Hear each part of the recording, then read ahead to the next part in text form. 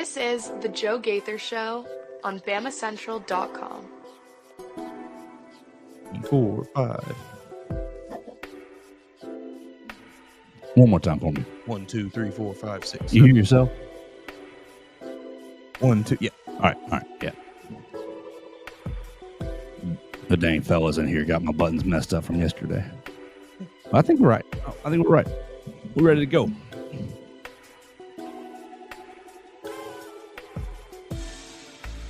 Good morning, Tuscaloosa, Internet World, West Alabama. How we doing today on this Tuesday? It is the Joe Gaither Show on BamaCentral, BamaCentral.com. Hanging out with you guys in the Derek Daniels State Farm Studios. You can find us each and every day right here off of McFarland Boulevard with our friends Derek Daniel, Red Reese, and Victoria upstairs as well. You can call them at 205-758-3391 for all of your insurance needs. Like a good neighbor, Derek Daniel is there. Call and see how much Derek can save you today. You want to make sure you're properly insured. Derek will do that, and his team will be happy to take care of you. Whoop, as I get my back straightened. All right, there we go. All right, now we're feeling good right here on a Tuesday. We're going to have a little bit of fun today. Look, we did not talk a lot of Wrestlemania on Monday because we wanted to really save it all for the Raw after Wrestlemania. Get the whole 4-day experience, Friday, Saturday, Sunday, Monday. So later in the program, the Alpha, Alexander Lincoln, the openweight champion of New Era Wrestling. So we're going to talk about WrestleMania with Mason Woods and the Alpha, Alexander Lincoln, about 40, 45 minutes or so into the program. We're going to talk a little spring football. Got some questions remaining after 8A that I want to get into with Mr. Mason Woods. And then we're going to just kind of go with the flow from there. You guys can jump in on the comment section at Joe Gaither 6 if you want to leave us a comment, question, query, or complaint at MAWoods_ on the Twitter machine. You can leave us a voicemail at 205-462-7340, extension 800. We'd love to hear from you. With that, good morning, Mason Woods. How we doing? Oh, I'm doing okay. A long weekend. Oh yeah, you had some.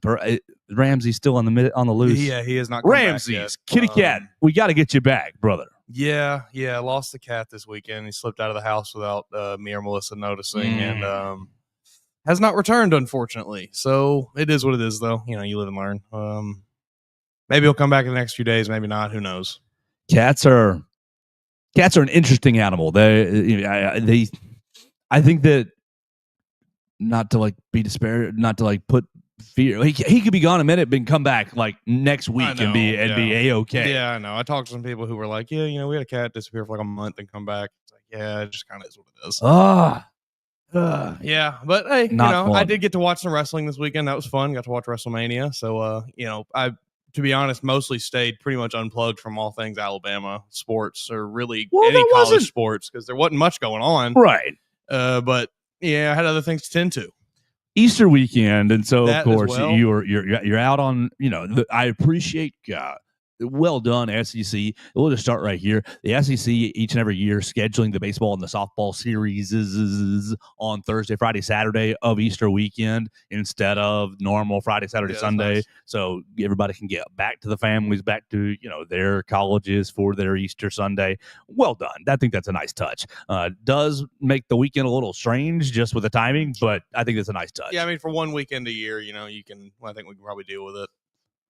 Oh, I thought I didn't click you in, so I just clicked over. Yeah, you are clicked in. The audio's turned on. We're rocking and rolling. Okay, so we heard from Will Miller on Saturday, on Friday. We had Hunter Brantley on yesterday talking about the baseball team and really their disappointing weekend. We will catch up with Katie Wyndham on Thursday about the softball team to kind of catch up on their weekend and see where they're headed. Mason, how about some football for us? Because, I've got a lot of wrestling on the brain just because of everything that we had. But we need to give the people what they want. Give the people what they want. What if the people want wrestling?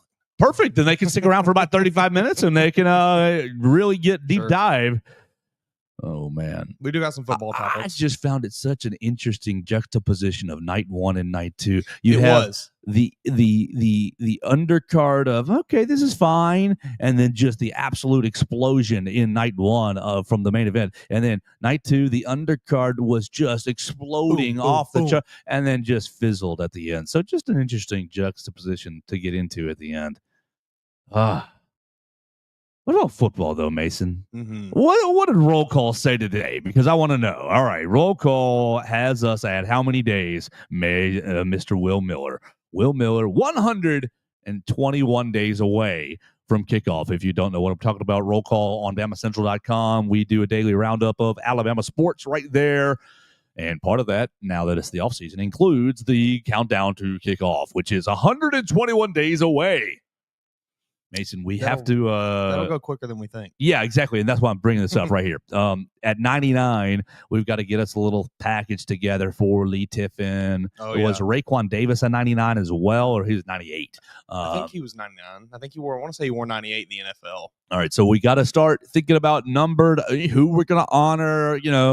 We'll incorporate that sort of into a segment, a little countdown. 99 days to Alabama football. Lee Tiffin, blah, blah, blah. Lee Tiffin made 6 field goals against the Arkansas Razorbacks. Blah blah blah blah blah blah. You know all about this, So, you basically did this already for us. I did this a long time ago. Yeah. So we're gonna do that again. That'll be easy, like content. I have to go back and find my old stories somewhere. It'll be perfect. It'll be perfect. The 1 year where I did it, where I looked for like the strangest number. It was so hard. Like your 40, 37s or 37's a bad one, I guess, because Sean Alexander wasn't he. But you know what I mean, in that vein of just the numbers that just not anybody wears. There was a lot of 39 is a bad number. Yeah, there was a lot of names in there where I had never heard of this guy, and I imagine many of the people, if anyone that read it, had never heard of that guy either. But hey, you wore the number, you made the list. When Eddie Jackson got drafted by the Bears, and they were like, and they gave him 39. Like, I was dead set. I'm buying his uniform. And then they gave him 39. I was like, what is this? 39 is a bad number. I still bought it, but it's hanging in the back of my closet. 39 Eddie Jackson. That is a disgusting number. Oh, is that the worst number in football? What would be worse? 59 is fine. 47 is pretty bad. 47? No, you got good 47s. Wasn't Pat Tillman a 47? I don't know, maybe. 47 just doesn't look good. John Lynch was 47, wasn't he? Maybe not. Maybe he was 43. 39 is definitely up there. 39 is up there. I say this, my best friend in the world wore 39 in high school. Now, it was given to him as a, hey, buddy, welcome to the team kind of thing, because just like me, he was average. And so it was, this is the number we got for you. Oh, man, Mason. We got to talk for spring football. We got to give the people a little bit of spring football. So I'm going to steal from my friend Charlie Potter. Charlie wouldn't mind because I want to give him credit. Go visit Charlie Potter at Bama Online. Charlie's got some questions about spring football, and we want to answer them. Just a little bit. He's got 5 questions after spring football, and here we go. Right into it. Will Alabama improve the tight end depth? Oh, I know you listened to the show at Home Depot yesterday. Sure. At the back end. We talked all about this tight end from Troy out of Fife. Yeah, I saw a bit about this gentleman, so maybe I wasn't quite as unplugged as I thought this weekend. I guess you can never truly be, it just comes across the timeline. But no, I saw a little bit of Dalton information kind of in passing on my timeline about this fella. So, we can get into it. Yeah, we're talking about tight ends. And I certainly think it wouldn't hurt to just go snag one. Right. We saw what it looks like this spring game. I mean, obviously, I understand that was a bit of an extreme situation with the injury with the kind of injuries as they currently stood there. But I don't know what's to say that can't happen during the season. So it certainly wouldn't hurt to go pick up just another guy who is at worst just capable of playing the position.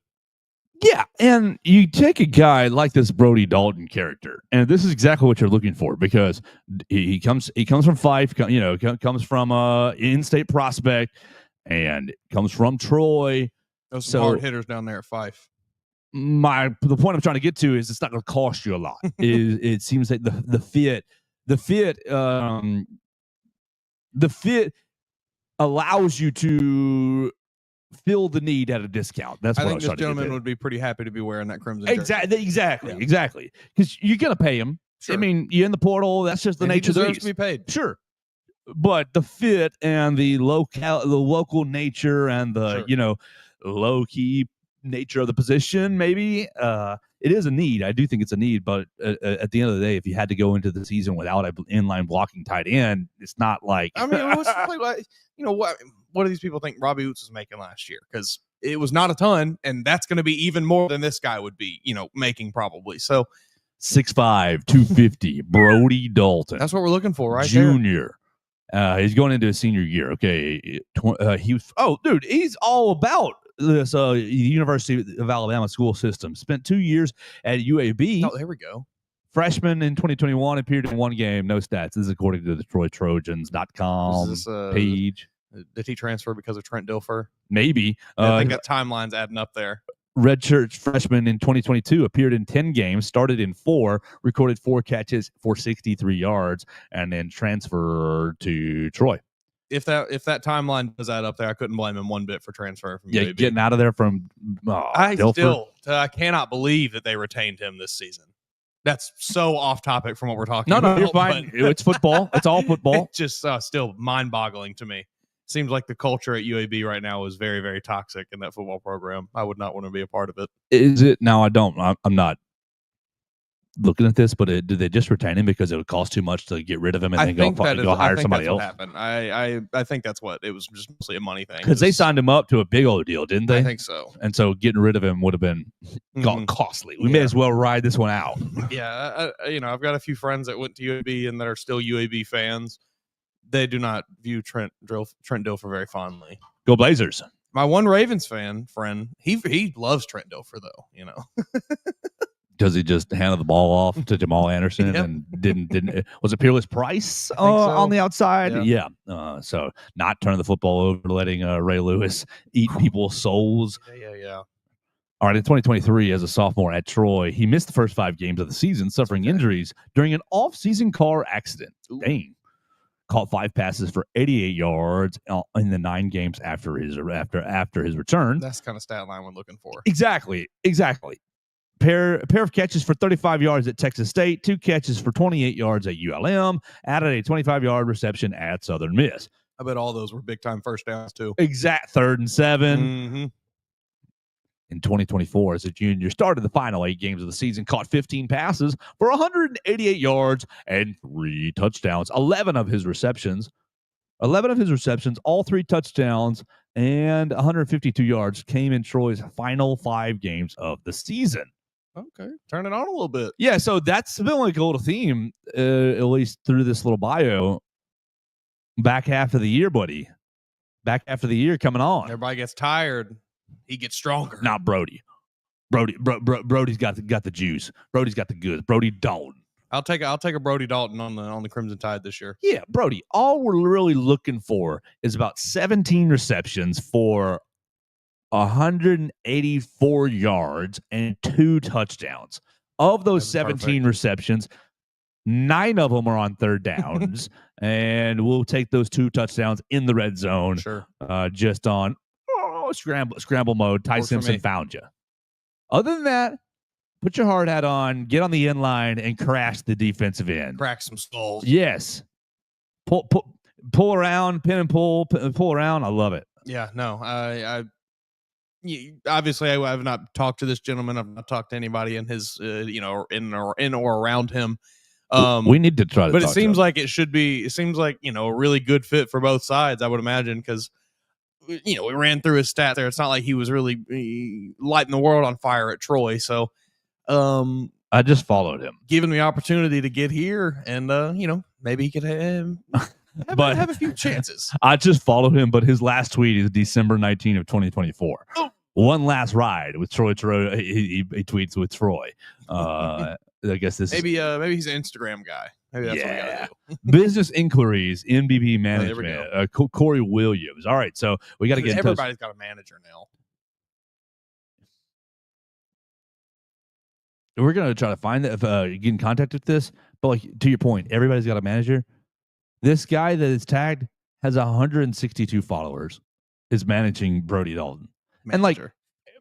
the followers, that doesn't indicate, Yes. that doesn't mean Doesn't really indicate quality or anything like that. he could be the greatest manager Sure. ever, but he could be his high school best friend. Yeah, and I think a lot of times that's what these kind of situations are. That's like the line. The gray area in between professional manager and my high school best friend is so wide and vast. And that's like, There's a reason. There's an entire vetting process in the NFL for becoming a certified, agent. that's what the NCAA really needs. They need it so bad because, oh man, the amount of just, and I'm not saying that's what's happening here.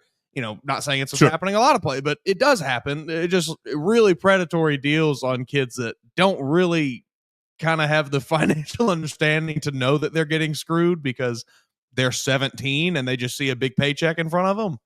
It's a really nasty kind of practice with the whole NIL agent and then, college agent thing right now. All right, this Corey Williams fella does look like, yeah, he doesn't have as many followers, but he is tweeting actively. So, and he's tweeting. He's probably one of the good ones. Yeah, he's tweeting about Brody Dalton. He's tweeting about JoJo Bermudez, a Delaware wide receiver. So it looks like he's got a few. Okay. He's tweeting about Jesus Machado, Tulane linebacker. So it looks like he's got a couple. That's a good name right there. Hello. I would like a Jesus Machado in my defensive backfield. Would you like him better if it's Jesus Machado or if it's Jesus Machado? I'll take either. Honestly. Linebacker. They're both pretty sweet. Linebacker Jesus Machado blessing the offensive level, blessing the quarterback with his presence. He does like maybe a big cross on his face and eye black. That would be sweet. I love it. So this guy, okay, yeah, he looks okay. He's also tweeting about Warren Smith, a wide receiver, a cornerback from Washington State. Seems like you got a pretty deep couple clients, right? We'll have to reach out to Corey Williams, see if we can't get an update on Brody Dalton, tied in. Now, okay, this need for Alabama, we just kind of glossed over it, but rated rated Mason Woods. 10 being you cannot go through a season. You cannot even start the season without an inline tight end. 0 means, okay, we will never even miss it. I think you're at like a 6.5 maybe. Where like you don't need it, but man, it'd be nice to have it. I think if 5 is kind of the spot where you're saying like, it could go either way. Obviously, I think 6 puts you in that range where it's like, no, it'd be better if we had it. If you're bumping into that 8, 9, 10 range, it's like, ooh, we kind of need it. I don't think Alabama necessarily needs this. It is not going to make or break this season. Like we just said, we're asking for less than 20 receptions, less than 200 yards, and a couple touchdowns from this guy probably. I do think it will make things move a lot easier on the offense, though, if you do have that option. Yeah, I'm really asking for somebody that wants to be nasty. I don't even care about the reception. Yeah, because like that's the thing. Someone's going to do this job. We want it to be someone that's good at this job. I don't want them to just throw in it. I don't want to just be filling the hole there because, well, we got to put somebody in this H-back tight end, blocking tight end spot. Who was the linebacker from Hillcrest that played running back as well? Like a little bit of this, like Holcomb, right? Keith Holcomb. Yeah. Didn't he play a little offense as well? I know it was more defense to his last year, in his final year. But I thought he played a little bit of offense as well, just kind of makeshift, like we didn't have anybody that year. Maybe. I think because that dude was a above average athlete, but just not a great college football player. He gave us all. Oh my gosh, what a better baseball player.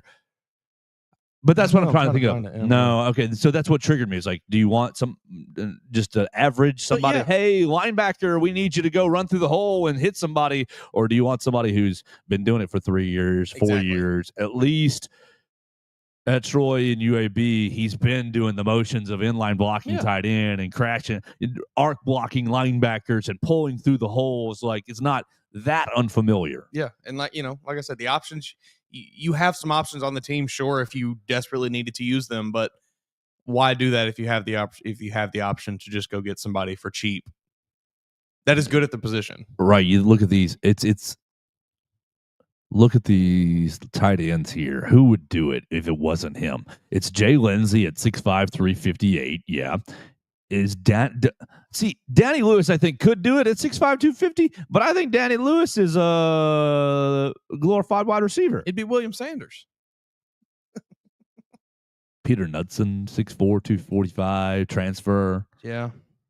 It ain't going to be Cuevas. I mean, I think Cuevas could do it, but you want him receiver. Jaden Hobson. This is a transferee, right? This is a transferee from Michigan, from Mississippi State. Redshirt sophomore. He's from Tuscaloosa. Yeah, from Hillcrest. Did we watch him play at Hillcrest? Oh my gosh, I think we did. Mississippi State, South Alabama, redshirt sophomore. We must have watched him at Hillcrest. All right, that's another guy, 6'5", 255. So it's not all right. I'm going to lower our need to about a 4.5, 5. Maybe it's not as bad luxury. as I thought. Luxury.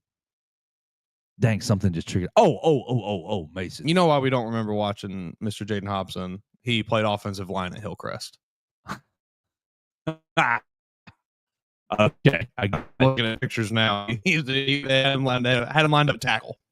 So this is perfect. This is exactly who you want to do it. This is who we want. This is who, I don't even. Brody, sorry, you're out. Yeah.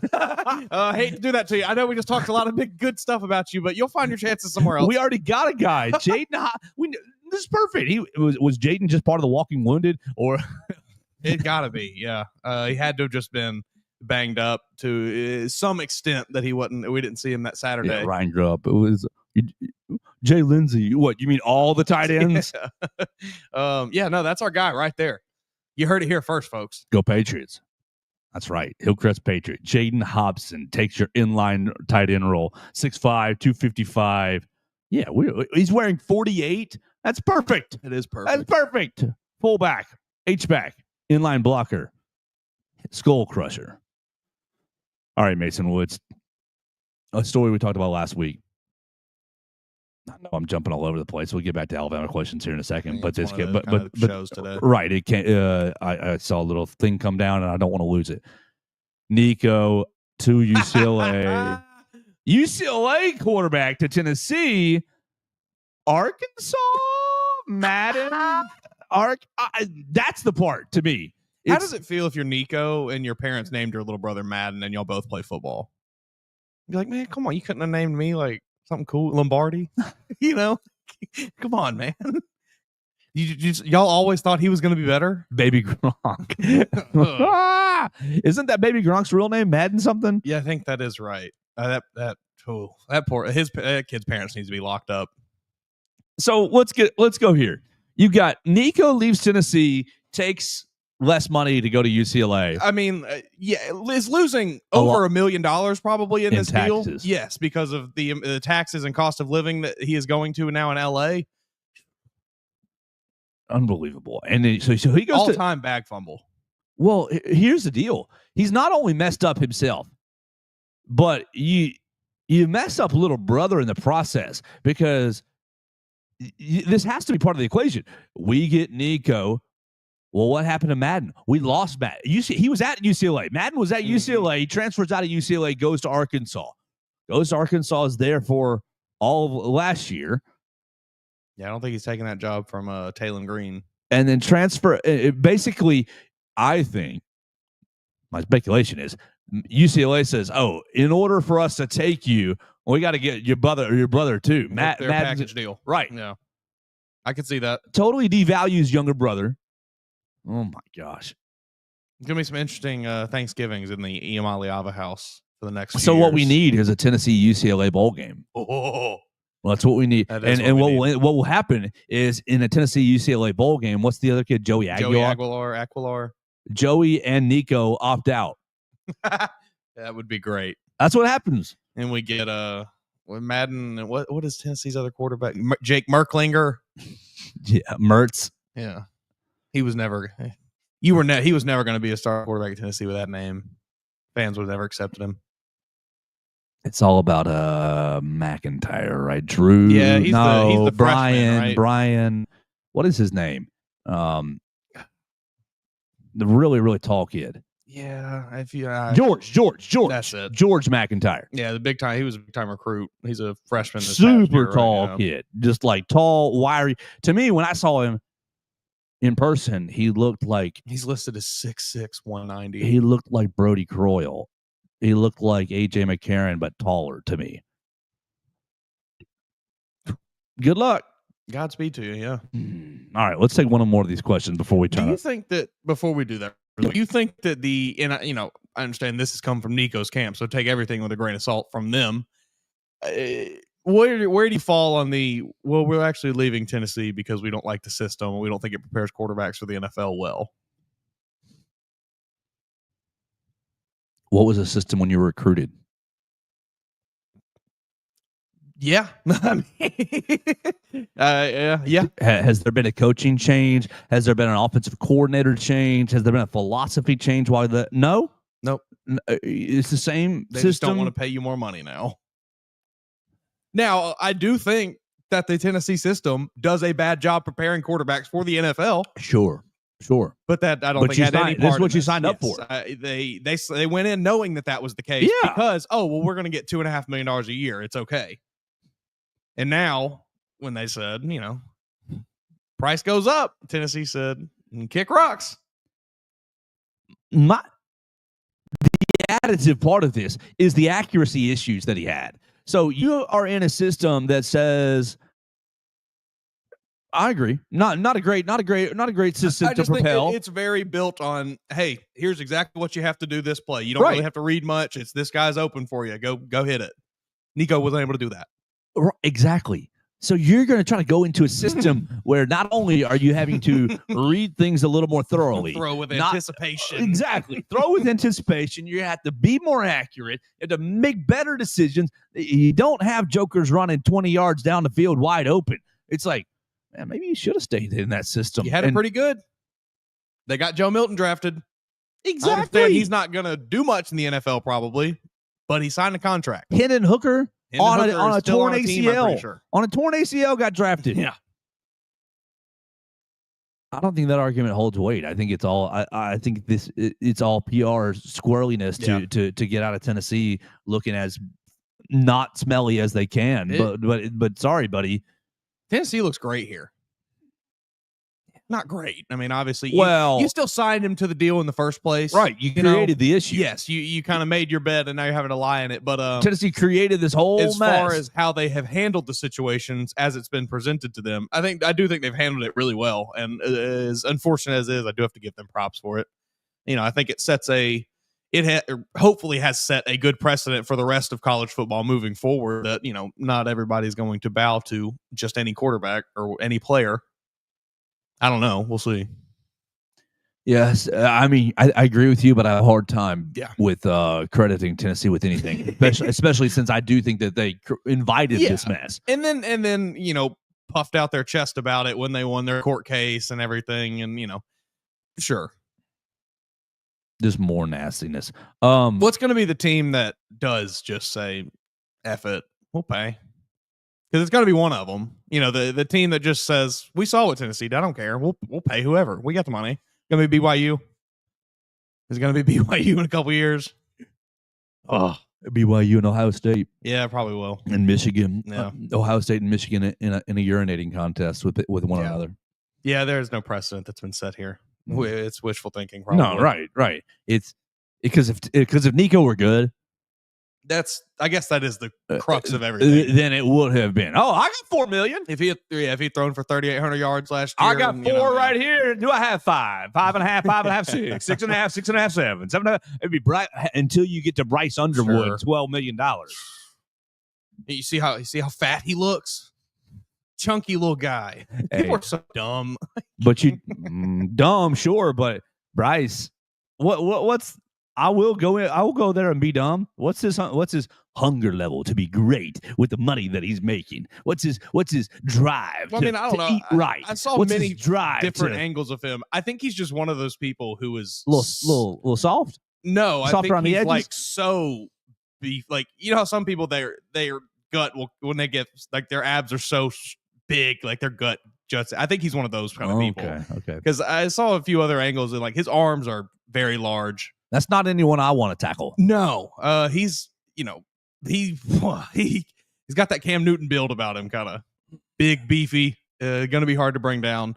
might be a problem. I saw some pretty impressive clips from the spring from him. Mason, it's the 22nd. The portal closes in 4 days. The last thing I want to get to you before I turn to wrestling with the Alpha Alexander Lincoln. What the heck has DeBoer locked them all away? Has he figured it out? That's an absurd statement. It's more likely that he's locked them in a dungeon and they can't get to the portal, right? Like, it's more likely. It'd be crazy to think that they just like their coach and that they want to stay here and they want to be a part of what he's building. Like, that'd be, no, he just went to every locker, 200, Bingo. 200, 200, 200. And tomorrow, see you again tomorrow, boys. Dinner on me, boys. 200, 200. See you again tomorrow, boys. Yeah, 200, 200. That has to be it. Man, oh man. Why is no one in the portal? I did not anticipate this. It's nuts. I truly am, mind boggled by the fact that we've not one player, right? And he was a reserve walk-on guy. Nolan Ashbury linebacker, and I saw a corner, a walk-on corner, same sort of thing. Here's my practice. Sure. Day. Great. Go get your scholarship. I'm happy for you guys. Brother, do it right. Do it up. Love it. But nobody of consequence. I'm sorry, not trying. Nobody on scholarship. It's something. Kalen DeBoer, this coaching staff, the training staff, whoever it is, someone is doing something right. Maybe some people cooking the food over there in the dining hall. Did they steal all their phones? Right. Did they steal all their laptops? They can't enter the paperwork. Ooh, maybe they put a bubble around campus where you can't contact out. They can't reach their agents or anything. No Wi-Fi gets internet. Like they're in a dead zone. I just simply do not believe it. I think we have to just believe it. Has Kalen? You want to go real far? Has Kalen murdered the compliance staff that there's no one to put in like something? It's incredible. I don't know what he's doing. I don't know what they have figured out. But obviously, they have figured something out. Here's what it is.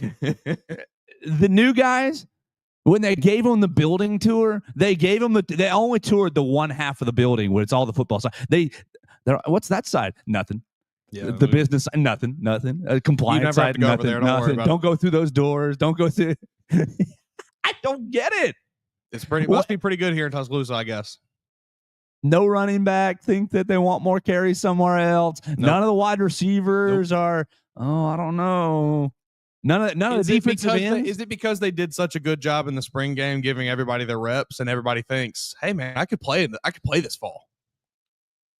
Surely there wasn't a rhyme or reason for that 8A. Man, don't be so quick to fans. Don't be so quick to write Kalen DeBoer off. He is. I understand this is not the Nick Saban way. He's not doing it Nick Saban's way. The ice cream truck at practice, the music at practice. That's what it is. Whatever. That's what it is. Yeah. Coach says, guys, weekly ice cream parties. Promise you can transfer to Georgia Tech. You can transfer to Texas.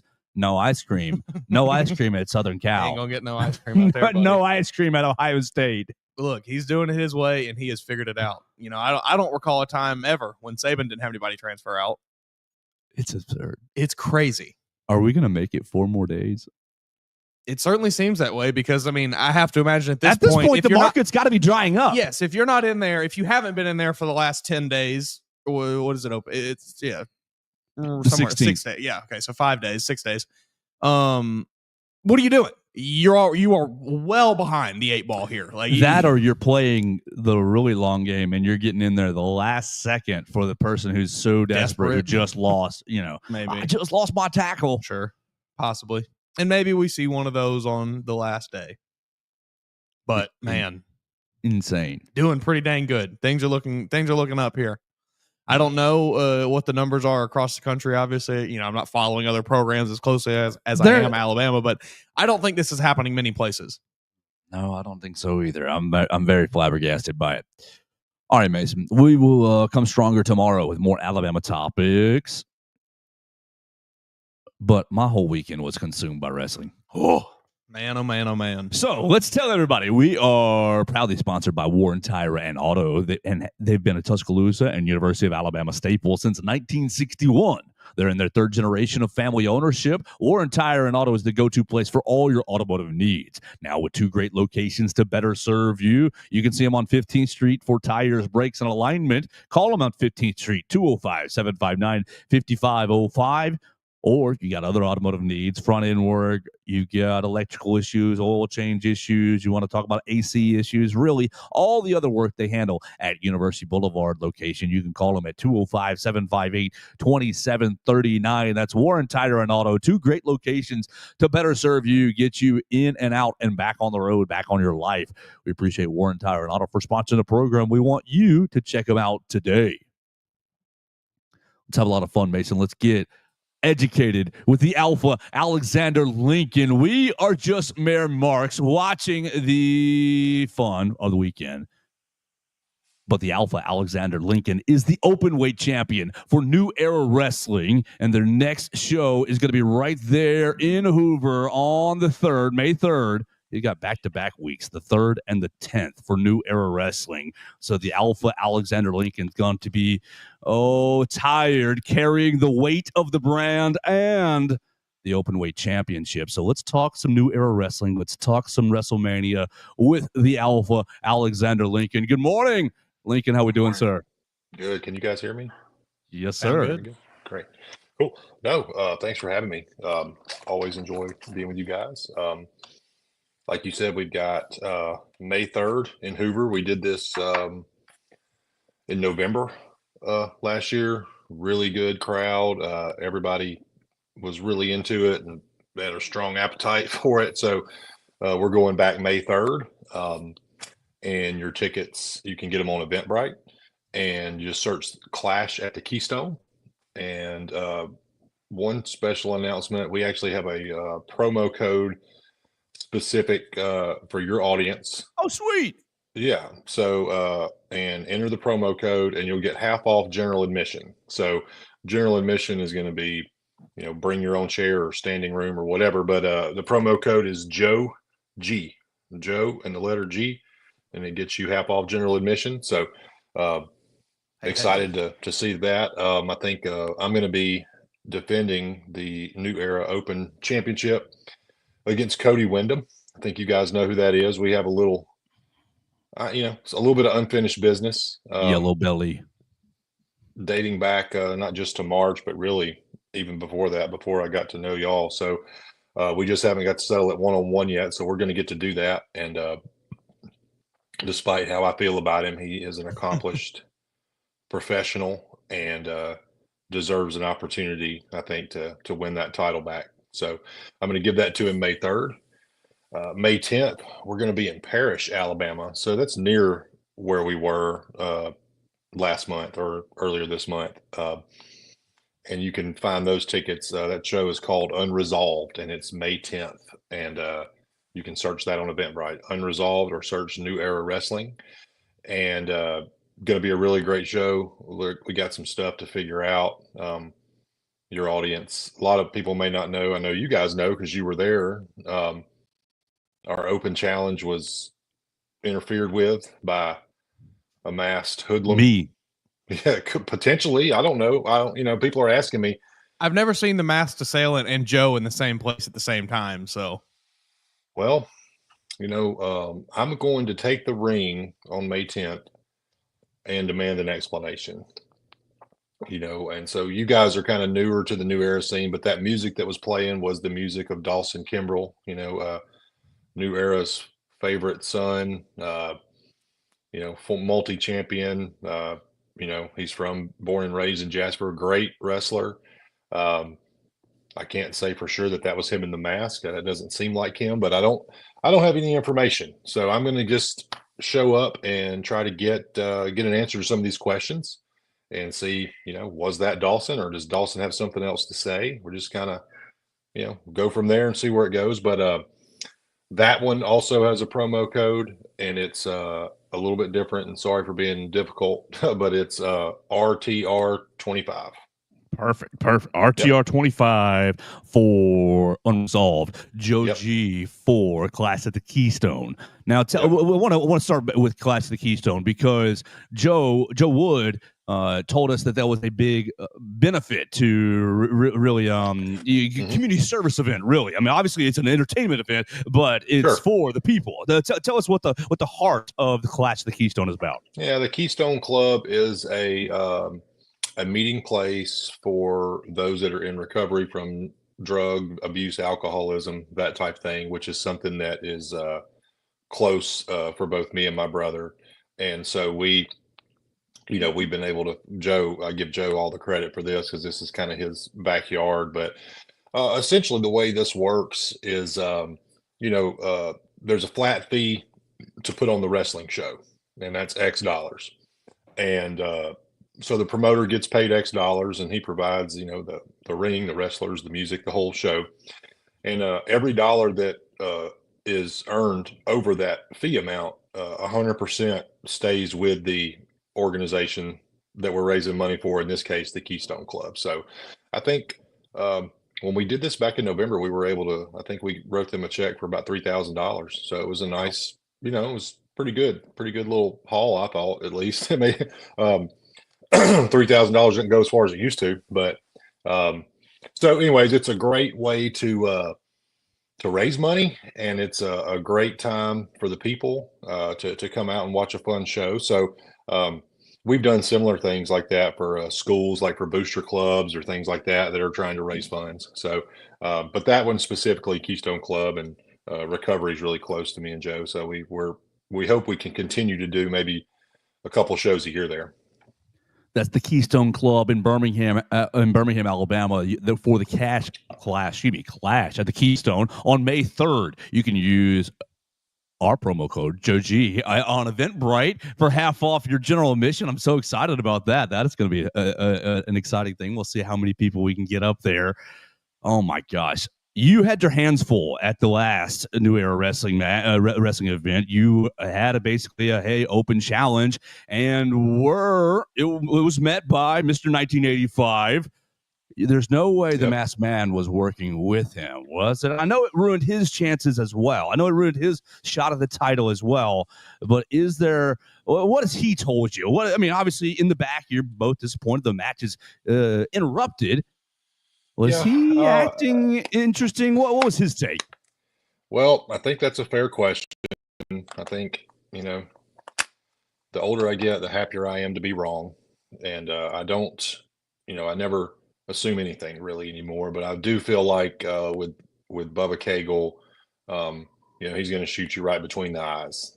And so, and he had an opportunity there that was squandered. So I think he feels the same way I do. And matter of fact, I wouldn't be surprised if he's not in the ring with me when I try to figure this out, because he had just as much on the line as I did.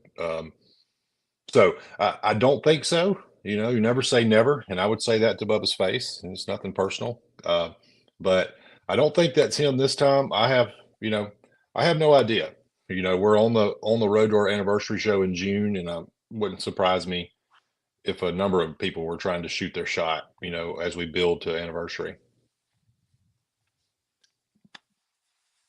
We're hanging out with the Alpha Alexander Lincoln right here on the Joe Gaither Show, and we're talking wrestling, New Era Wrestling, along with the Wrestlemania weekend. Goodness gracious. So, Clash the Keystone, you're going to get the Alpha Alexander Lincoln searching for answers.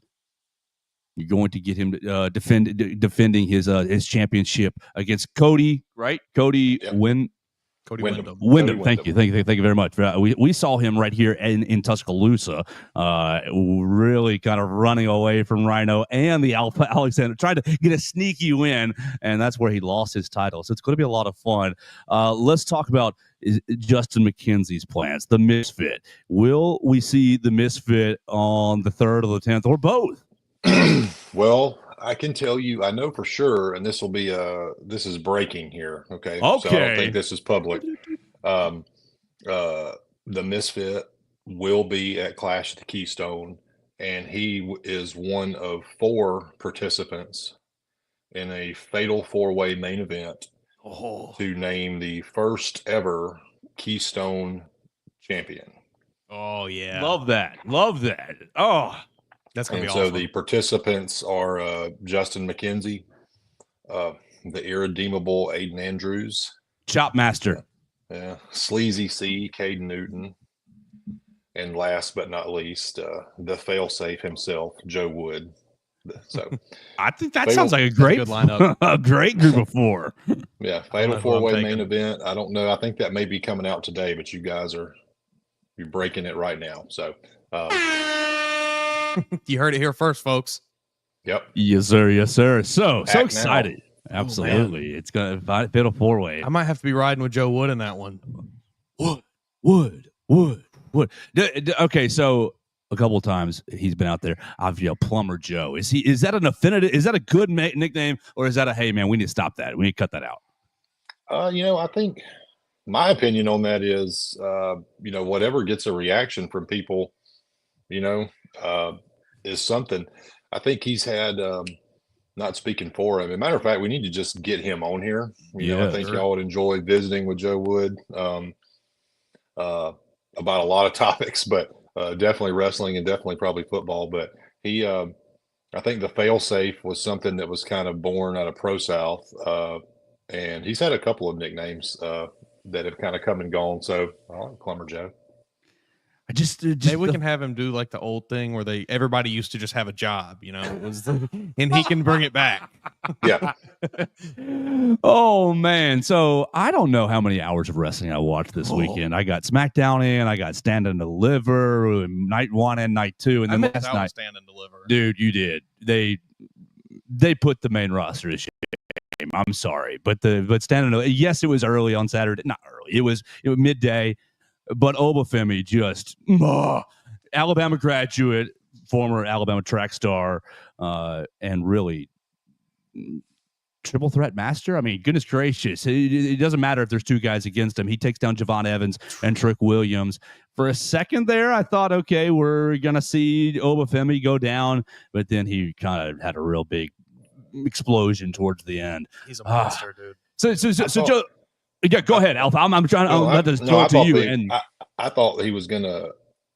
I didn't think he was gonna get pinned. I thought somebody else would get pinned, and they were gonna try to maybe bring him up to the main roster. That was a way to, get the belt off of him. But no, that was not what happened. Absolutely, and that was what I was thinking as well. What did you enjoy most, or what are some of the things that stood out to you from the weekend? Okay, well, I think. Just being brutally honest, night 1 of WrestleMania was, with the exception of the main event, was kind of underwhelming. I felt like, I thought that I was really happy for Jay to have his moment. That was cool. I think Charlotte and Tiffany just looked a little off. I mean, I don't know. Maybe I'm being picky, but just seemed like they didn't. I don't know. It just seems like they weren't connecting in some way, and I'm speaking just as a kind of a mark myself right now. I don't know. I thought night 1 was underwhelming. Other than the main event was obviously great. Those guys are all really, really good. And I'm a big fan of the Seth Rollins, Paul Heyman alignment. So I think that makes a lot of sense. We've got to get the Alpha Alexander. I mean, it doesn't work with the character as well, but if there's ever a day that you have a bad day, we can work you into the Dangerous Alliance. Yeah. You'd probably be standing against them now that I think about it, but maybe if there's a bad, we can work you into the danger. I'm excited to see that revive as something that, from my I was 3, 4, 5. Right. When that happened, I would love to see that revive. I saw someone Photoshop Paul Heyman into a Seth Rollins outfit, and that's what I need to see. I need to see him come out there in just the most ridiculous looking suit that we've ever seen. Oh, man. I agree with you where night 1, it felt, up until that main event, just a bit underwhelming. It felt like, really the crowd wasn't that into it. And I guess that's maybe kind of where I want to go. Does it feel like the with the pricing and everything at these events now, are these crowds more just like celebrities, people trying to go there for the event, less than actual wrestling fans who are now attending these events? Yeah, that's a good point. I think that's definitely a thing. I don't know. it seemed like, the crowd at night 2 Was a bit, I don't know. You assume it's the same people or largely the same people. I mean, when I went to WrestleMania 40 last year, we were sitting 2 nights in a row with all the same people around us. So, I don't know. I also think I was telling my son this, that, WrestleMania 40 was epic, I mean, and it was just, like the culmination of, 3 or 4 years worth of storytelling. And, you know, it just, so I think trying to come off of that and do another, you're not gonna, not everything is gonna be the best one ever, right? And that was a tough so act to follow. I think it was a tough act to follow. I think, if I'm being honest, night 2, I felt like the opener, the women's triple threat was great. I mean, I far exceeded my expectations because I didn't really understand the build. Um, but now I do. The build was all about, really putting over Io Sky as, stop, because I feel like everybody just knew that it was going to be Rhea or Bianca, and it never was. It was not the plan. That was not the goal. And so I really loved that match. I thought Drew McIntyre and Damian Priest match was really good. And then I thought, who else? What else did I like? AJ and Logan were good. The women's tag match was cool with Becky Lynch coming back, just a neat. Oh, and then Joe Hendry. Hogan. That was Joe Hendry was a great spot. That was awesome. Oh, I love seeing Joe Hendry. People are like, well, they buried the TNA champion. I'm like, I don't understand. I mean, if you're the TNA executives, when your champion was just on WrestleMania. I mean, that's pretty serious to me. So yeah, he got to do 2 to 3 of his, little themes. He got the Joe Hendry spin two times, and then led to the RKO. I mean, it was perfect. It was just, it was such a feel good moment. I loved it. Well, I can tell you this, and I always, kind of gauge what my kids like when I'm judging whether something's successful. And they both got the Joe Hendry song on their Spotify things now. The song. So I think it did what they wanted to do there. Well, the mystery opponent always kind of, I mean, not to go inside, but always had to lose, really, to make it work. Right. And so are you going to make Rusev lose, who debuts last night? No. Are you going to make Aleister Black lose? No. 100%. Are you just going to throw the Miz out there and nobody cares? Like, it was perfect. My pick was Nick Aldis. My pick was Nick Aldis. Great.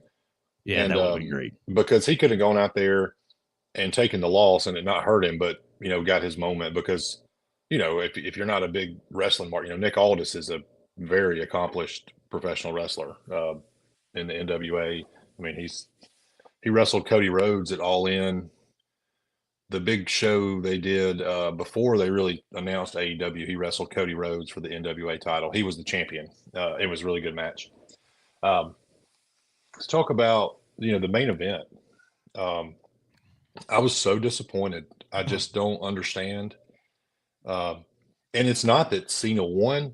I don't really mind, I just don't get the Travis Scott angle. And maybe that's me and it's personal preference. I don't understand. Were your sons into that aspect? Because I don't understand that aspect either. Maybe your sons were. No, they don't. Well, and they're too young maybe to really get I mean, the guy's obviously extremely accomplished and famous and all those things, give him all the credit in the world. But it just feels like if that was going to be a part of the finish, he should have been a part of the build, and I don't, it was just that one-off that night. No Rock.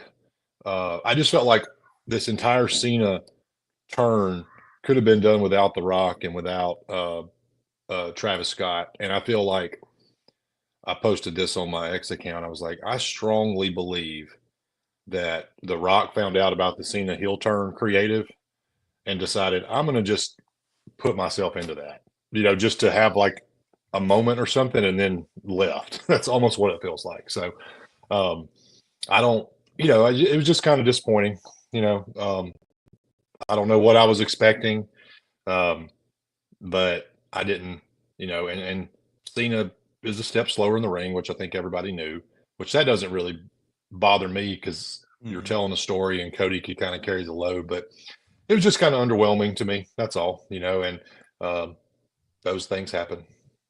I agree with you. I thought especially about The Rock, it really does. And I saw a lot of other people kind of saying similar things to kind of what you said, or it just feels like he shows up whenever he wants and just says, "Ooh, I'd like to insert myself here. You better write me in." And then for whatever reason, WWE bends their knee to him and allows it to happen.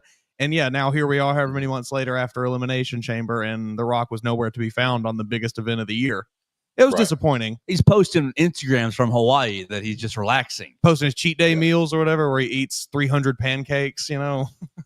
Right. Yeah, I was disappointed. I thought the match was fine.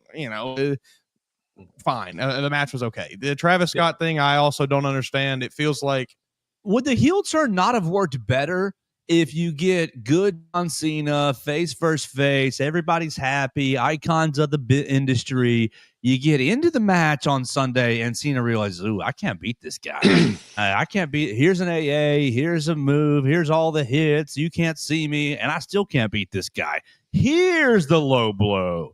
Here's the belt shot. I don't disagree. And just shock the crowd right there. Oh my God, what are we watching? WrestleMania finale. And then now I'm the last world champion, leaving with the belt, and you'll never see me again. Blah blah blah. Right. I don't disagree with that at all. I think because I still feel like Cena as a face was, the arenas are going to sell out, and I feel like every week, everybody, this is just my opinion, I feel like everybody was just disappointed week after week on the build because we're like, why did you do that with The Rock? Like, can we get some explanation as to why did you side with The Rock? Why this Travis Scott alliance? Like, when Travis Scott's music hit and he comes out, Cena's grinning ear to ear like it's his best friend coming. And I'm like, we don't understand. You know what I'm saying? So that part of the story never got told in my mind.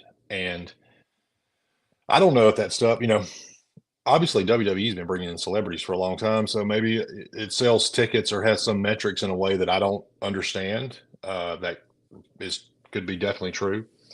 I was almost like, if you're going to bring in somebody, bring in Bad Bunny.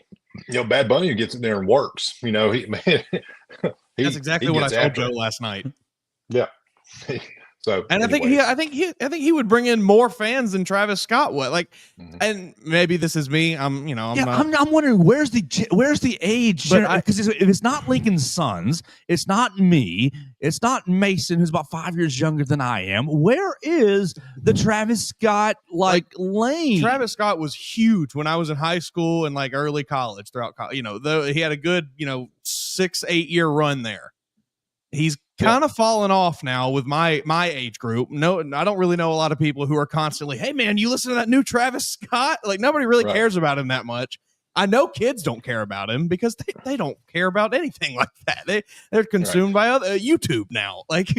So it's just, I don't understand who it's for. It feels like they have a very, I don't know, just the wrong idea of what kind of, popularity Travis Scott brings. Bad Bunny is internationally a megastar. I understand in the U.S. he may not be as big, but in the rest of the world, he's huge. He did Backlash a couple years ago. But to that point, to the wrestling fans that didn't know who Bad Bunny was, he endeared himself because he showed up and worked. And put on a show. And now it's like, okay, so he took that opportunity and he really made it. Versus Travis Scott just coming out and slapping Cody in the face and then not being seen for 2 months and then comes back and takes the crossroads or whatever. So he says he's training full time, but it's like, okay. Hey, maybe. Hey, sure. Like I said, prove me wrong. I'd love to be wrong. Maybe. So. What did you guys think? I know both of you guys are big Gunther fans. What were y'all's opinions? I knew that was going to happen. We talked about it, I think, on Friday. We kind of expected that to happen. Still disappointed though, and I thought the match him out in been 20 seconds. Yeah. Well, I'm gonna talk you through my opinion on the psychology of that finish. Okay. Please, yes, Yes. please. Because I thought the same thing initially, but the more I thought about it, if I'm booking it, you're thinking, okay, this is, you know, Jay can't overpower this guy. This no one can, right? And so, his plan going into it, in my opinion, would be, he hits 3 USO splashes on him, right? And so every one of those, well, he hit a spear and then 3 USO splashes. Every one of those moves takes the wind out of you, especially the splashes. So if you're Jay, I'm going to get all the air out of his body and make triple sure it's out of his body.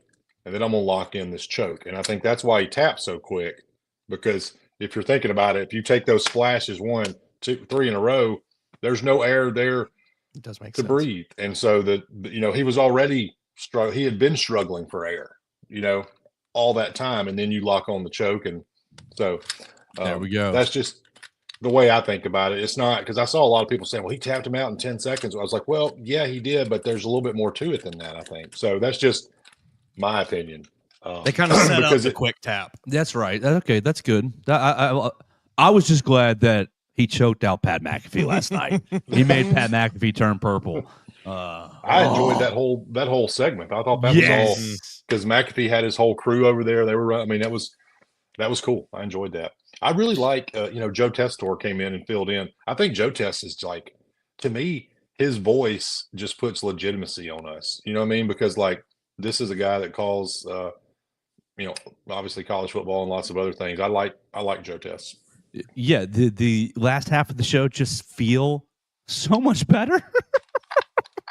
I'm sorry, Pat, but I'm just not a fan. Never will be. It's too much. And so when he gets walked to the back and starts coughing, I'm like, oh, we're about to have a really pleasant last 30 minutes here. And we did. So I'm hopeful that maybe we scale Pat back just a little. I like his energy. I love the passion, but it's just Wade Barrett saved the commentary this weekend, in my opinion. Wade Barrett's good too. Yeah. Yeah, so good. Let Pat McAfee go out in the crowd.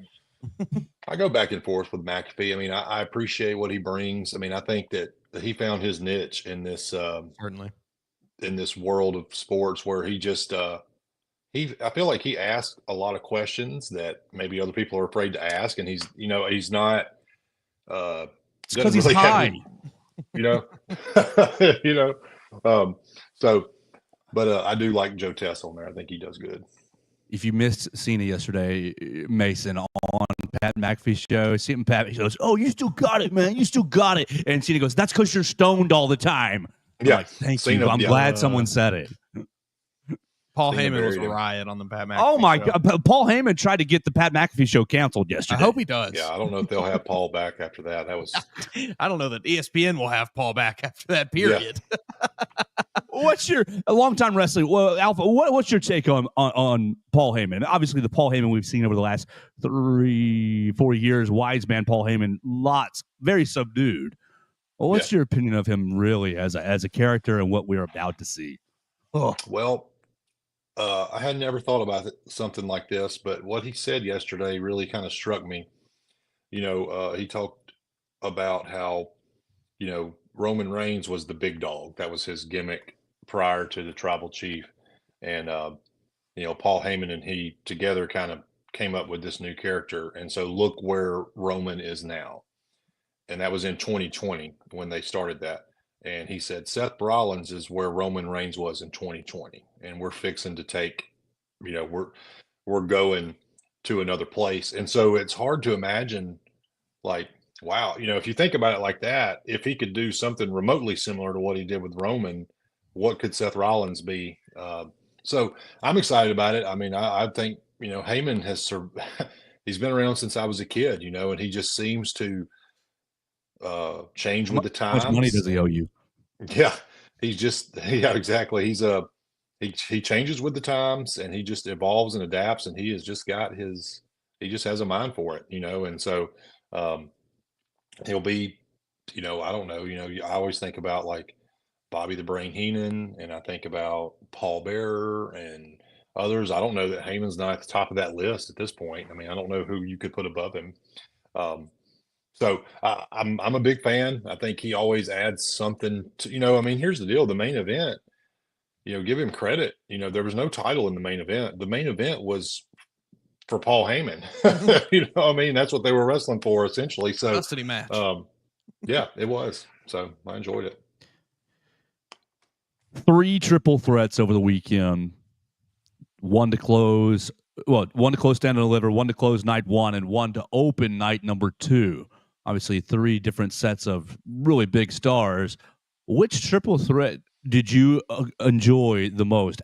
Lincoln, did you enjoy the end of Stand and Deliver? Did you enjoy the Roman Reigns triple threat? Well, I guess Seth Rollins triple threat, or the Io Sky triple threat? Well,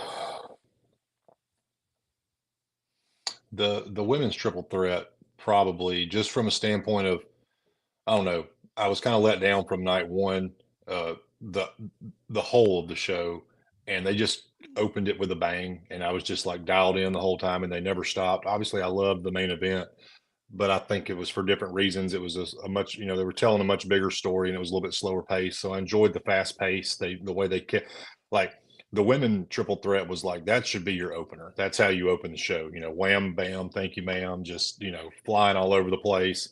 And they were just dialed in. They were ready to go. That'd be my pick.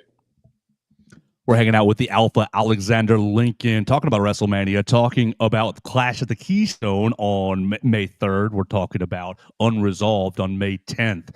2 different events for New Era Wrestling. We want to see you up there at the Clash of the Keystone in Birmingham. And you said Parrish, Alabama, for Unresolved. Goodness gracious, all my memories going crazy. So we're excited about those. So we have Parrish, Alabama is Unresolved on May 10th. Perfect. Parrish. Promo code RTR25. Perfect. And promo code Joe G for Clash at the Keystone May 3rd in Birmingham. A little fundraiser event for the Keystone Club. Are you worried about losing Damian Seratone to the Dangerous Alliance? Because that's actually, I know we just teased an alternate version of the Alpha, but no. Damian seems like a perfect case to leave New Era Wrestling and join Paul Heyman's Dangerous Alliance. Yeah, well, he would. There'd be a lot of people around New Era that'd probably be okay with that. Damian is great.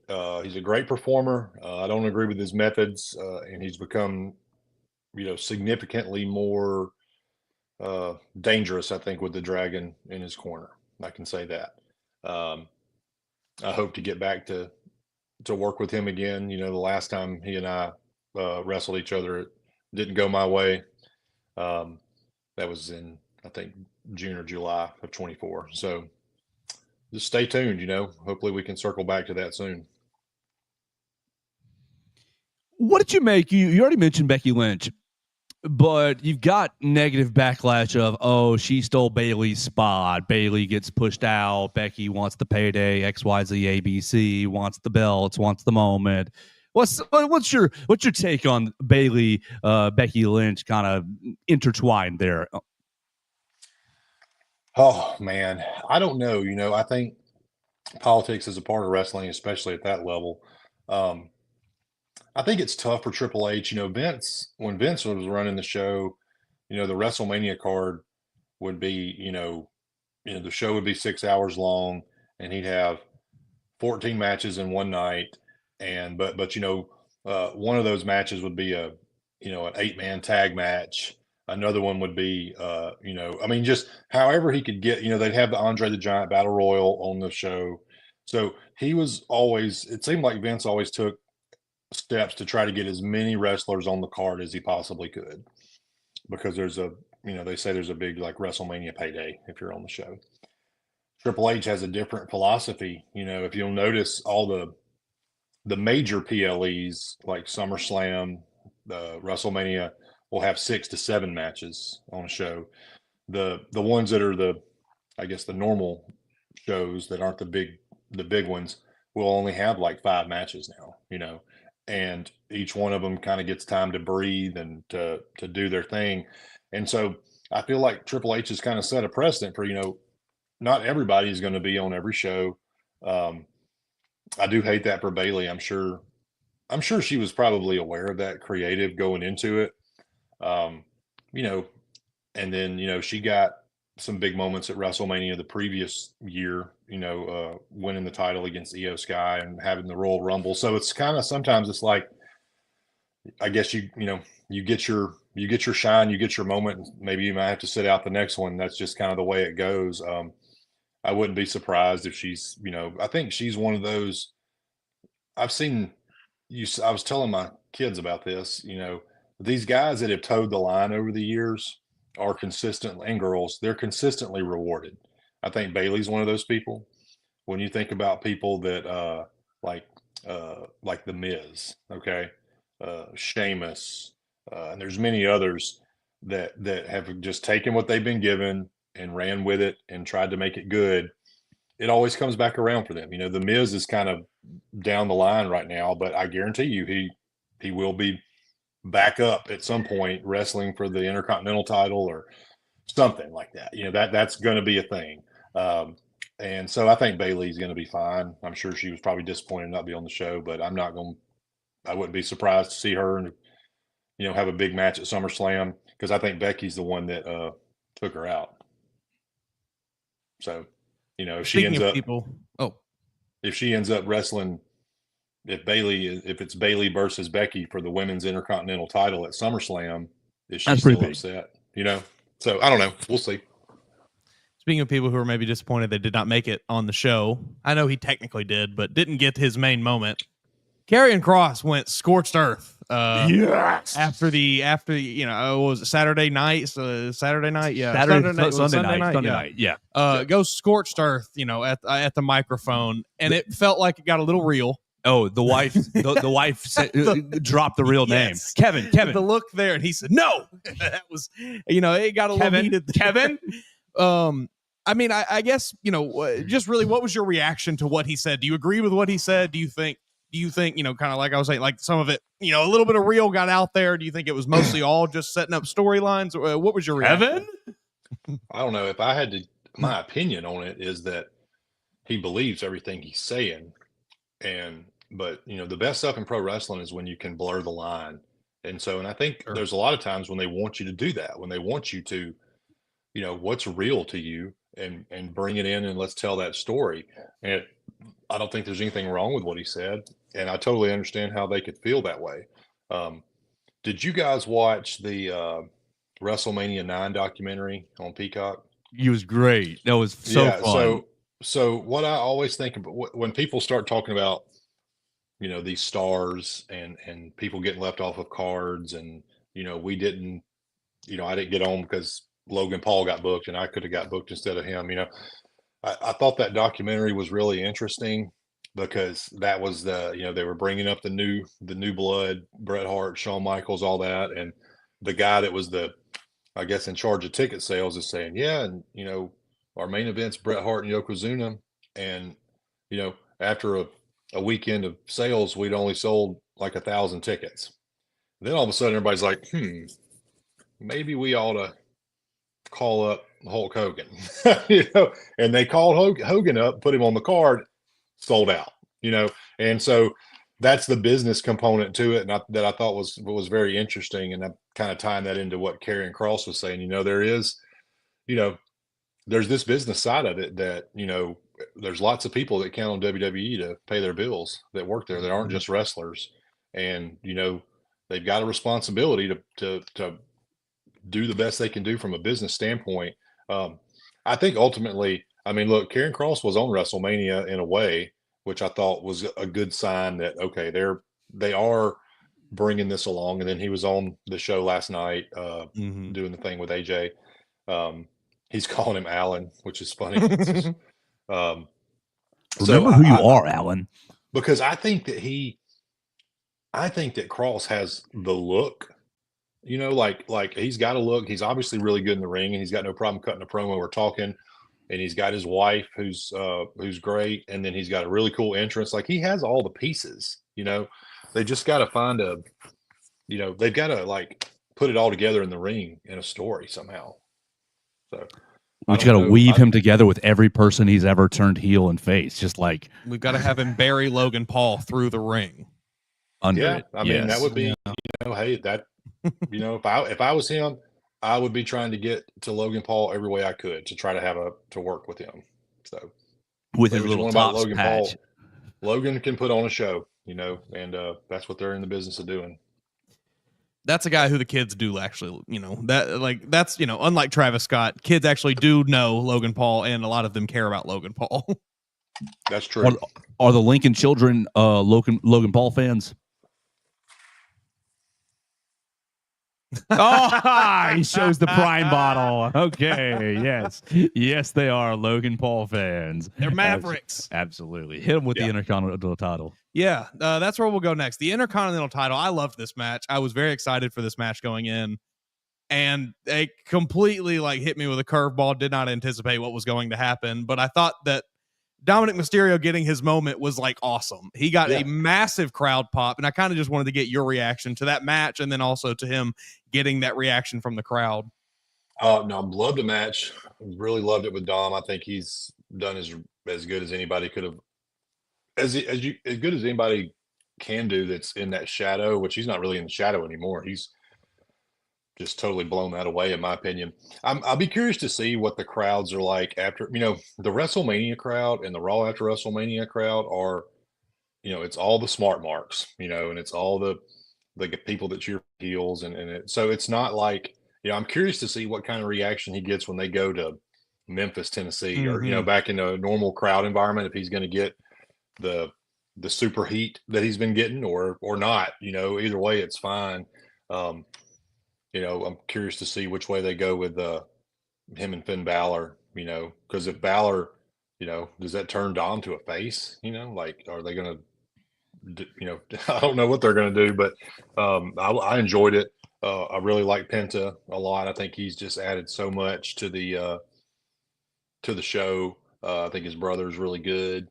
I think when Dragon Lee came up, I think maybe there was hope that he would be kind of the one to toe the line in the luchador spot, and I don't feel like that ever connected. And then obviously Penta has really connected, so that's because if you're WWE, you're thinking, okay, Ray is, I don't know how much time Ray's got left, but you want to find that next person because from a business standpoint, Rey Mysterio sells a lot of masks, I had a lot of shirts and a lot of masks. And so you want to replace that revenue right when the time comes. And so I think now they've done it twice. They got Penta and Phoenix. So it was a lot of fun. WrestleMania weekend. We're hanging out with the Alpha Alexander Lincoln. We're talking about New Era Wrestling, the Clash of the Keystone on May 3rd. We're talking about Unresolved on May 10th. So it had a lot of fun talking wrestling. What happens next? The Alpha really, from a business standpoint, was it Saturday? Saturday was the announcement. The WWE bought or partnered with AAA Wrestling in Mexico. You've got really sort of the AEW and WWE almost operating two different monopolies here. What's the state of the business after WrestleMania weekend? Obviously, we're focused on New Era Wrestling, and we want to grow that as much as we can here in Alabama. What is the state of the business as a whole after really the biggest weekend of the year? Well, I think it's really great. I hope maybe next year you guys get an opportunity to go to New Orleans and see WrestleMania week or the Thursday, Friday, Saturday, because the pro wrestling world descends on that city. And so there's indie shows all over the place. There's WrestleCon, which is the big, meet and greets with all your favorite stars of the past. And so you can really get a feel for what the business is like, I think, during WrestleMania week. It's a week-long wrestling party. You're beat after it, that's for sure. I don't know if it's a concern, that I have, but when WWE absorbed WCW back in the early 2000s, it really hurt pro wrestling business, in my opinion, because we had no competition, it just, and I think there's history that shows it wasn't a great deal. So AEW, I'm not a huge fan. I don't watch it a lot, but I do like competition of some kind. And, so now WWE's got a partnership with TNA and they've purchased AAA. You know, I just don't want to see a world where everything starts getting gobbled up by the same group. I don't think WWE is going to buy AEW. Um, but I do think they're trying to corner the market, if they can. Um, they've done partnerships with Noah in Japan, and obviously TNA. I mean, AEW's done some stuff with New Japan, so I'm all for the partnerships, like the crossover, and the sharing of talent in certain respects. I think that's very healthy and very. I think that's something the fans want to see. I mean, wouldn't you love to see Seth Rollins go work a match in New Japan against or something like that. So I think the business is healthy. It's good. I'm not a big fan of acquisitions. I hope that many of these can kind of stand on their own and continue to do what they do. Because I think TNA was getting really hot before WWE stepped in with a partnership. I mean, they were doing really well for what they do. And I feel like AEW may have maybe starting to turn a corner. They're doing smaller venues and they're selling those out, and so it just looks a lot better. Will Ospreay I watched his match against Takeshita, and I don't know if y'all He's an watched artist. that match. He is an artist. Those guys are crazy. I mean, I'm not crazy. Like they're just amazing in the ring. They just got to put some stories together, is what I think, and have some continuity.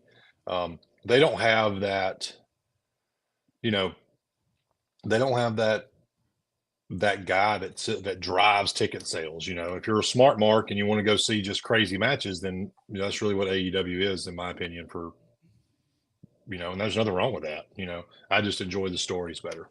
You gotta do something with Kenny Omega to make him more of a character. I mean, he just the wrestler, unbelievable, but just make him a little more interesting to me. And I think they try it with Mox.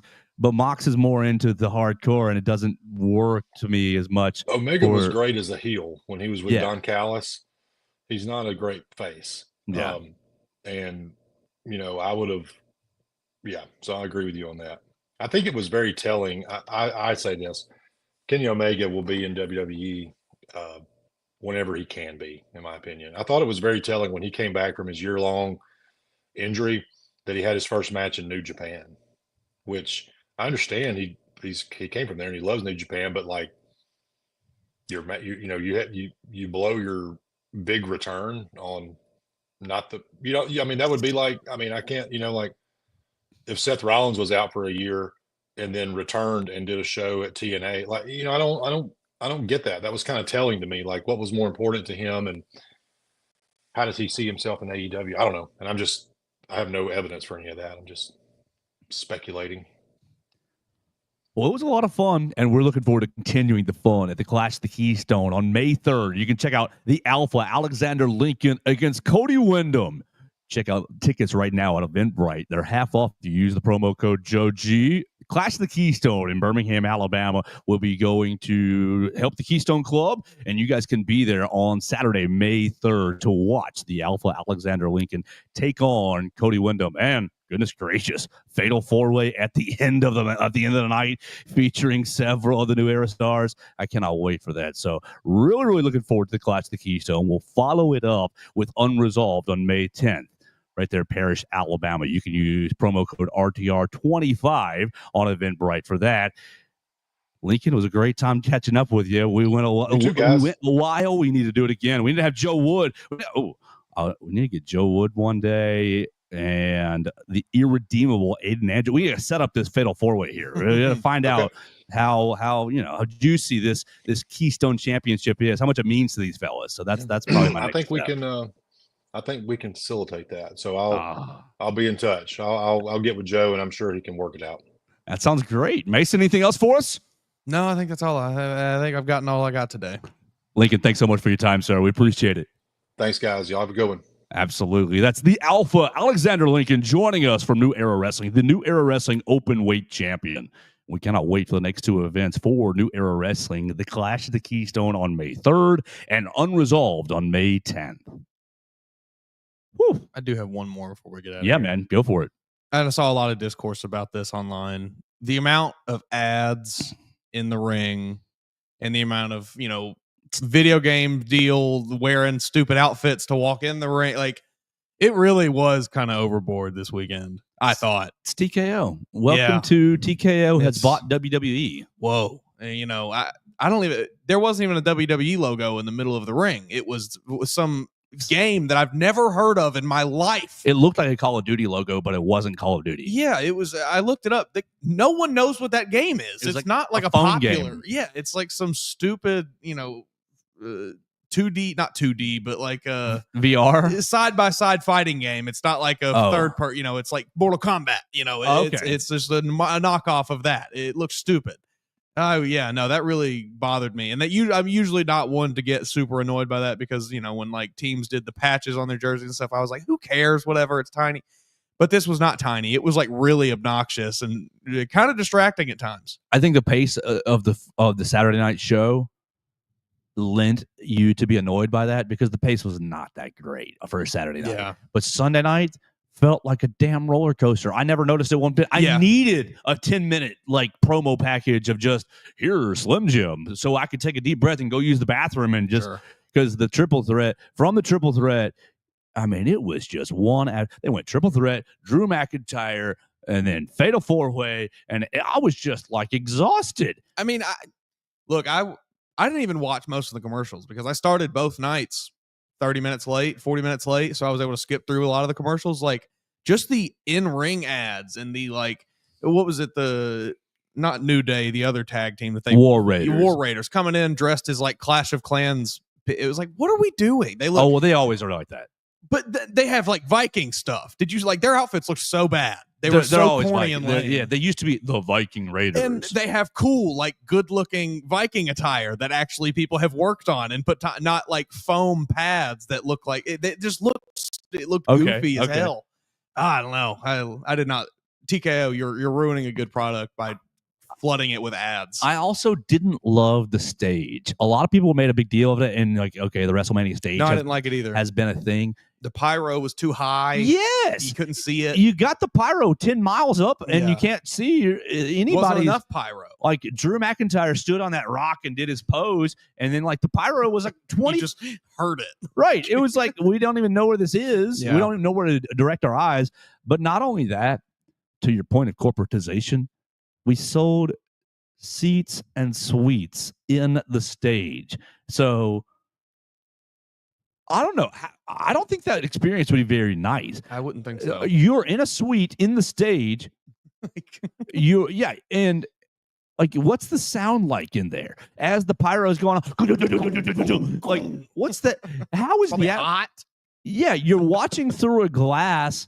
I don't think that experience would have been very nice, but I'm sure that they sold it for millions of dollars and people bought it up. And we probably got a full buffet in there, though. Server bringing you drinks. They probably didn't care too much. They probably weren't there to watch the actual wrestling anyway. The people that were in those seats. That's the thing that disappoints you. And it's the same way. It's this way with Super just about Bowl. every event now. The NBA Finals is turning into this. Every major sporting event has become this kind of way because they want to get as many eyes on it as possible. And if we get a bunch of celebrities to come, more normal people will watch it. Did you fast forward through Stone Cold on Did Sunday? see him hit that woman with the ATV, or hit the barricade that then hit the woman with the ATV. Oh, he was hammered. He missed the ramp on to get in. Like, they've got a ramp to get you in. He didn't even make the ramp. And they're like, all right, back him up, put him on the ramp. He gets in, and then he smashes into the barricade. And that lady just like totally. Dude, I would have been. She Kobe Bryant did it. She Messi, the Cristiano Ronaldo falling all over the place. Dude, I would have been. I mean, you'd have thought I died. She, Oh, my neck. Oh, Stone Cold, why would you do that to me? I'm the next green shirt guy. Yeah, I'd have been collecting a pretty paycheck from the WWE on that night. Yeah, I'm the next green shirt guy, front row, front and center every time. Yeah, there was that was funny. I'm trying to think of if there was any other moments that we didn't get into with the Alpha Alexander Lincoln, but I think that was really it. My gripe with the ads is the last thing I had. Kind of popped into my head there. Mm-hmm. I hope that Dominic Mysterio, I hope that crowd pop was a genuine crowd pop and not just a we're the WrestleMania. I think it was because him leaving and then running back out there to get his second taste of it. Like I really liked that. I would love to see them set him up for maybe a face run now against Finn Balor. Now that it's something. I think it's natural because Dom was the heel we like to boo because we know you're supposed to boo the heel. Yes. But like Dom is such a from what I've seen through the TV screen and computer screen and phone screen, seems so genuine. He seems like he cares about the business, like he cares about his friends, like he cares about putting on good matches and being with the fans and upholding kayfabe a little bit. I mean, he does it more than anybody else in the company. He and Ray still act like they hate each other. Immediately he was doing his press conference and My talking about my deadbeat dad. You mean? Oh, great. But I think they're genuine people. I think they like him. I think they do too. Yeah, I really enjoyed that him getting his moment there. That was really cool. I hope to see more of that in the future.